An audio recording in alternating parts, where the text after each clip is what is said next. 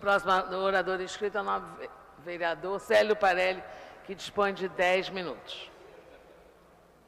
Senhora Presidente, senhores vereadores, nosso tema de hoje é crianças e adolescentes em situação de risco no Brasil. Muito se fala sobre crianças e adolescentes em situação de risco. Riscar significa cortar, em latim. Então, pode-se dizer que essas situações de risco cortam as crianças e os adolescentes, ou seja, cortam seus direitos e as suas potencialidades. Mantém, no entanto, intacto o círculo vicioso da miséria para as crianças e adolescentes que vivem na pobreza e têm seus direitos fundamentais negados. Tendem a tornar-se adultos que pouco poderão passar a seus filhos, além da herança da miséria e da marginalização.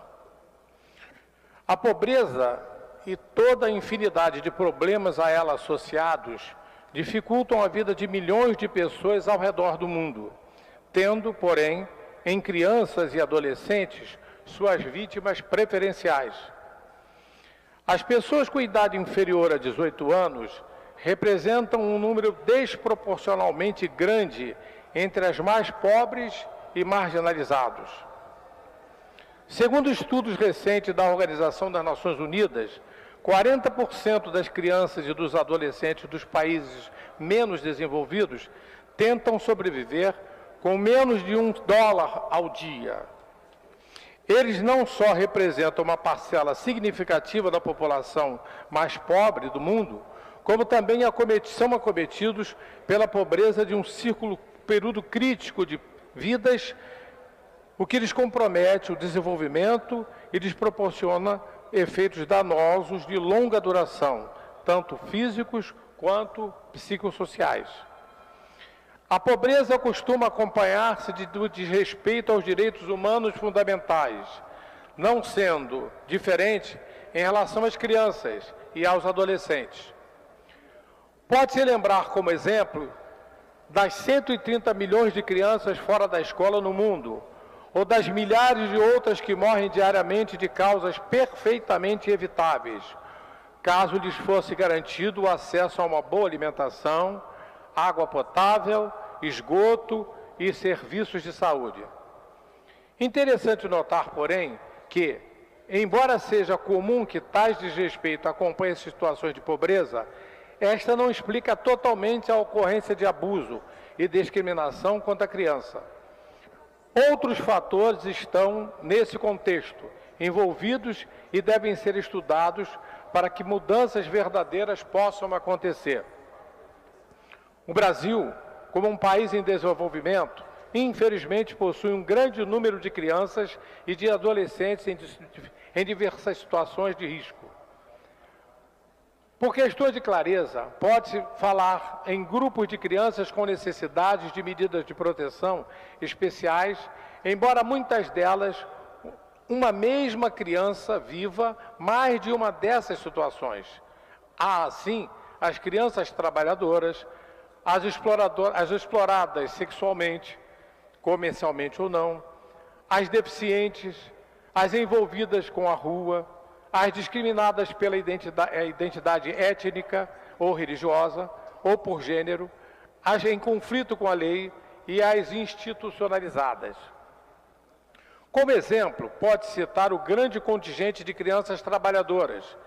Para cada 10 crianças brasileiras, uma trabalha.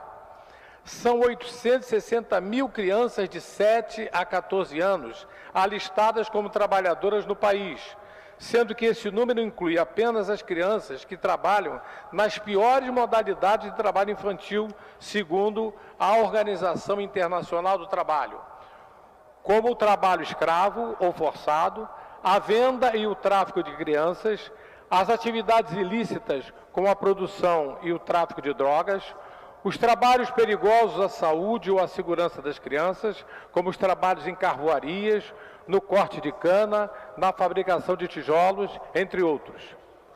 Estão excluídas dessa estatística, por exemplo, as prostitutas mirins e as milhares de crianças, geralmente meninas, que fazem trabalhos domésticos no Brasil. Empregar crianças no trabalho doméstico, muitas vezes em idade bastante precoce, é uma prática muito comum e bem aceita no país, embora possa ser bastante prejudicial às crianças e aos adolescentes. A carga de trabalho é muitas vezes pesada e muitos trabalhadores não conseguem frequentar a escola. Por acontecer em ambiente privado e, de certo modo, escondido, é difícil normatizar e vigiar o trabalho doméstico. Prosseguindo com os números, há aproximadamente 100 mil crianças de 7 a 18 anos vivendo nas ruas do país. Cerca de 1 milhão de crianças e adolescentes vivem institucionalizados, distantes do convívio familiar, por diferentes motivos e submetidos frequentemente às diversas formas de violência e privação. Em pesquisa sobre a saúde mental de crianças e adolescentes, criado em instituições sérias e respeitadas, verificou-se que eles apresentavam riscos para transtornos psiquiátricos cerca de 6 vezes maior em relação a quem vivia com suas famílias. Assim, pode-se supor que a saúde mental de crianças e adolescentes que vivem em outras instituições menos adequadas esteja sob risco ainda maior. Os exemplos citados são suficientes para reafirmar, mais uma vez, a urgência de mudanças. Tais mudanças devem passar pelo estudo detalhado e multidimensional das situações que envolvem a infância e a adolescência, tanto brasileiras quanto mundiais. Não se deve seguir considerando a essas crianças e adolescentes apenas como vítimas e passivos beneficiários de medidas que se proponham a ajudá-los. Tal postura, além de ter se mostrado pouco eficiente ao longo do tempo, tende a ser estigmatizadora, mantendo tais crianças e adolescentes como perpétuos, marginalizados e perdedores. Tem-se de estar atento para que a força de resistência e adaptação dessas crianças e adolescentes. Essas não são apenas vítimas, mas também sobreviventes de um cotidiano muito adverso que se assemelha muito a uma verdadeira guerra. Crianças e adolescentes estão em grave risco, mas a própria palavra risco guarda em seu significado a noção de ganho. Diz o Aurélio: risco é a situação em que há probabilidades mais ou menos previsíveis de perda ou ganho. Deve-se utilizar esse tema com olhos nos preciosos ganhos que se podem colher. Despesa com políticas públicas voltadas para as crianças não é gasto, é investimento.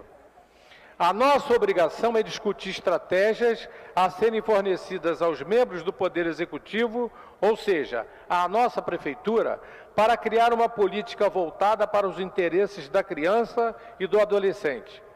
Hoje, temos ações isoladas nas diversas secretarias municipais e entidades voltadas para o tema, mas não há uma integração entre elas. A nossa prioridade tem que ser a criança e o adolescente, sob pena de entrarmos para a história como mais uma geração que nada fez para o futuro do nosso país. Muito obrigado.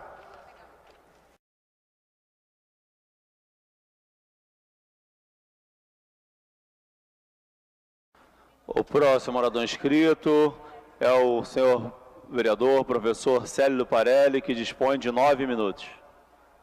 Senhor presidente, senhores vereadores, voltamos a essa tribuna para fazer um registro importante,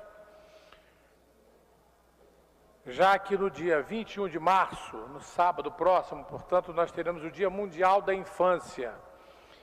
E como vice-presidente da Comissão da Criança e do Adolescente, nós nos sentimos na obrigação de fazer esse registro e essa homenagem à criança e ao adolescente, lendo o que passamos, portanto, a registrar. No dia 21 de março, sábado próximo, comemora-se o Dia Mundial da Infância e não podíamos deixar de registrar essa data que é uma das mais importantes da humanidade. Eu diria a mais importante de todas elas. Afinal, as crianças são o futuro do planeta. Elas são as sementes de um jardim e poderão se tornar árvores frondosas, cheias de frutos ou ervas daninhas. Depende dos cuidados que os jardineiros, os adultos, terão com esta plantinha. As crianças vivenciarão as consequências dos nossos atos de hoje.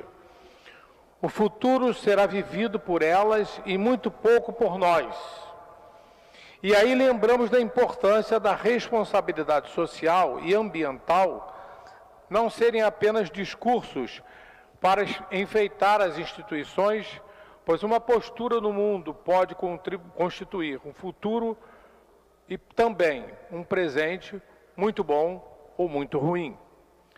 As crianças são como borboletas iluminadas, cheias de vida, com asas e múltiplas cores. Elas trazem dentro de si um universo de imaginação rico e misterioso. É como se estivessem ligadas com o que há de mais profundo no universo. Infelizmente, nem tudo são flores. A violência na infância ainda é uma triste realidade e, às vezes, travestida de amor. A crença de que castigar é um método educacional eficiente está absolutamente equivocada. O medo e a agressividade com que o adulto pode vir a tratar uma criança podem gerar traumas e consequências danosas no futuro. Na verdade, nem é preciso ir tão longe assim. O próprio momento em que os olhos de uma criança demonstram medo é devastador. São inúmeras formas de violência na infância. Além dessa, que alguns pais praticam sem se dar conta, há também a violência sexual, a violência física e a violência moral. A humilhação, a carência de afeto e de recursos de subsistência, além do abandono, que é uma das tristes realidades que muitas crianças vivenciam com a ausência dos pais, trazem marcas profundas e irreversíveis na alma, na mente e no corpo dos pequenos. Criança só precisa de amor incondicional, absoluto e onipresente. O resto é consequência. E aqui, para terminar, valem algumas reflexões. Se a criança vive com críticas, ela aprende a condenar. Se a criança vive com hostilidade, ela aprende a agredir. Se a criança vive com zombarias, ela aprende a ser tímida. Se a criança vive com humilhação, ela aprende a ser culpada, a se sentir culpada. Porém, se a criança vive com tolerância, ela aprende a ser paciente. Se a criança vive com incentivo, ela aprende a ser confiante. Se a criança vive com elogios, ela aprende a apreciar. Se a criança vive com retidão, ela aprende a ser justa. Se a criança vive com segurança, ela aprende a ter fé. Se a criança vive com aprovação, ela aprende a gostar de si mesma. Se a criança vive com aceitação e amizade, ela aprende a encontrar no mundo o mundo que queremos, um mundo de amor. Muito obrigado, senhor presidente.